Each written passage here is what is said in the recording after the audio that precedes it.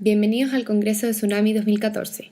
Mi nombre es Francisca Donoso y hoy les voy a hablar sobre la educación continua como una medida de mitigación necesaria para disminuir el riesgo de tsunami.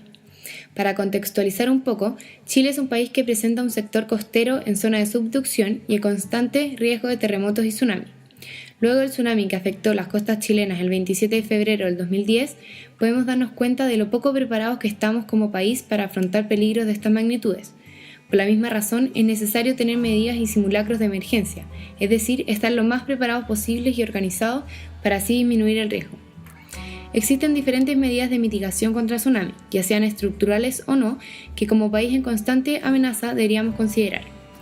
Una de ellas es la educación continua, como medida no estructural, que aumenta el conocimiento e información disponible, eliminando la ignorancia que existe en nuestro país, sobre todo en las zonas de mayor riesgo. Si bien luego del terremoto se ha intentado introducir programas de educación, nuevos sistemas de medición y tecnologías necesarias para alerta, una de las grandes deficiencias es la conciencia y madurez sobre estos fenómenos, que las personas siguen sin tomar en cuenta y no aprovechan de manera correcta las medidas que se están implementando y se sigue subestimando la peligrosidad existente. Un claro ejemplo de esto es la construcción de viviendas en sector de riesgo que fueron arrasadas el 27F en localidades como Dichato. Actualmente existen grandes condominios y edificios que, si bien se esconden bajo la premisa de haber tomado las medidas necesarias de construcción, siguen estando en zonas de alto riesgo. En la comunidad de Tomé, por ejemplo, el mismo gobierno entregó estas viviendas. O las casas de estilo palafitos que se construyeron para elevarlas del suelo, hoy se encuentran habitadas en las plantas más bajas de esta. También podemos nombrar las murallas de contención de aproximadamente 5 metros de alto y el parque de mitigación de Dichato, que casi no aportan en disminuir el riesgo. A pesar de que todos estos ejemplos son medidas estructurales, queda en evidencia lo fácil que resulta olvidar para los chilenos y lo poco que se aprendió después del gran tsunami. A diferencia de países como Japón, Indonesia, Hawái y otros, que independiente de las estructuras o construcciones físicas que tienen para disminuir el impacto, han sabido crecer y educarse con los peores escenarios al no olvidar los eventos catastróficos que azotaron sus costas, sino que aprender de ellos. Vemos el caso de Hawái, por ejemplo, que implementaron un diagrama que ilustra conceptos comprobados altamente efectivos en la educación y preparación de las comunidades de las costas pacíficas. Estos son, en primer lugar, la educación personalizada. Quiere decir que se debe investigar sobre cuáles son los temas deficientes en las localidades y educar en base a esos, identificar los niveles actuales del conocimiento, la preparación y la percepción del peligro.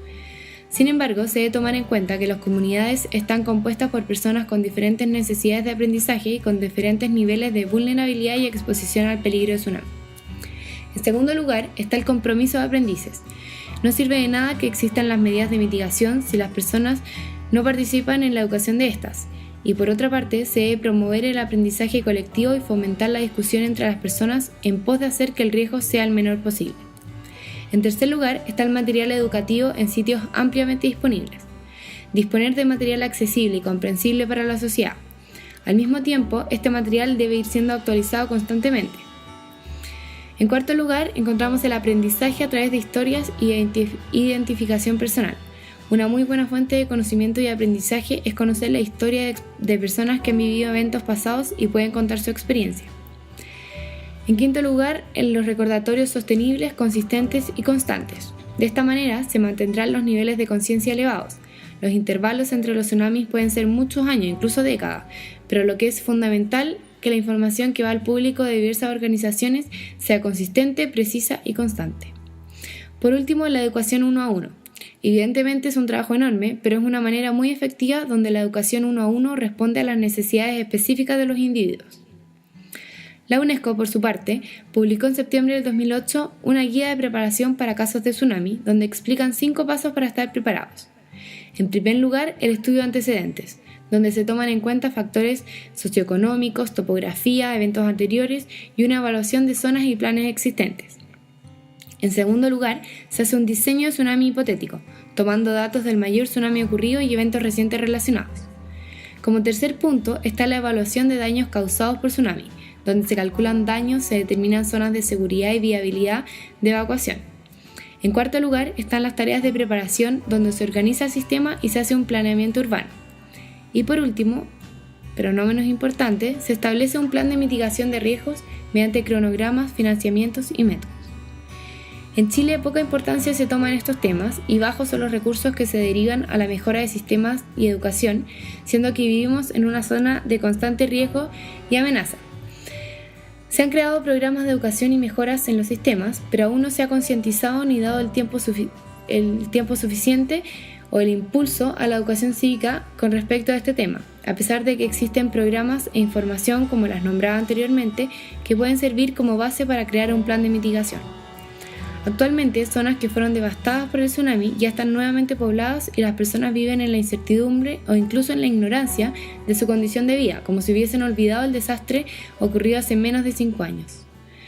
Podemos concluir que hoy en día se le está tomando más el peso al riesgo al cual están enfrentados miles de personas que habitan zonas catalogadas como zonas de riesgo frente al tsunami y que viven en constante incertidumbre sobre la gravedad de su estado. Aún así, hace falta en nuestro país un impulso mayor, incluso por ley, como medidas públicas sobre la reducción de riesgos y las medidas necesarias a tomar en caso de que la amenaza se materialice. Diferentes programas educativos impulsados por el Mineduc, el CHOA y otras instituciones son una buena medida para disminuir la vulnerabilidad en la población. Chile debe seguir aumentando este tipo de soluciones mientras se implementan tecnologías que complementan la alerta temprana frente a terremotos y tsunamis y hacen mejores y más eficaces las reacciones y evacuaciones respectivas.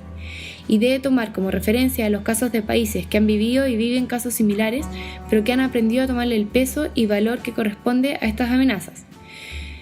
Y estar preparados, informados y concientizados sobre los daños que pueden causar si es que no se está preparado. Muchas gracias.